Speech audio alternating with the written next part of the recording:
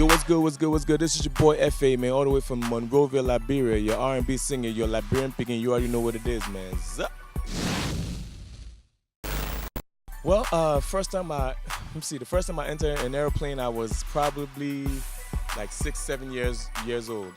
My sister and I went to the States together, and I couldn't figure out how like this heavy metal could lift off the ground and be in the air with nobody else holding it, you know. So it was just, I mean, even up until now, I'm still amazed at how planes can go up and just stay there without someone holding it. So I mean, you know, it was very scary, still is. First kiss, I would say, was in Abidjan.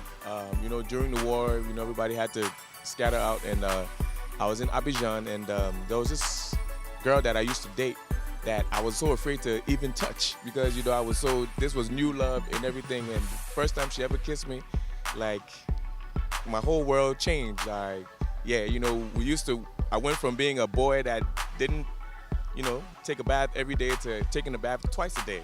You know, so that first kiss changed my life. Shout out to you wherever you are from Abidjan. I'm not gonna call your name. Yeah. First ever record that I ever bought was a Maxwell Unplugged Ascension.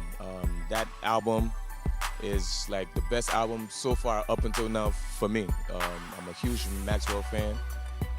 Yeah, so Maxwell was my first album that I purchased. Very first studio session I would say was with Ben Obi. This was Minnesota. This was in 2004, Minnesota. Ben Obi, Savannah Streets, and it was a very scary experience because I didn't know.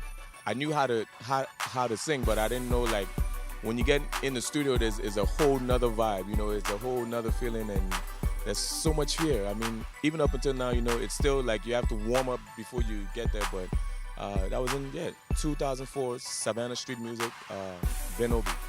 All right, well, my first big song to like make headways or make a little buzz, I would say is it's called Bartender. I did that song like last year in Liberia.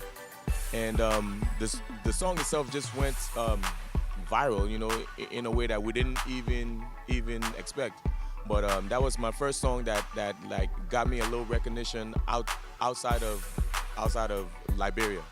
You see, the first time I drove, I was probably about 16 years old, and this I drove because I used to see my older brothers sneak out at night with my mom's car, and everybody used to run away and go hang out and everything. So I just thought it was cool.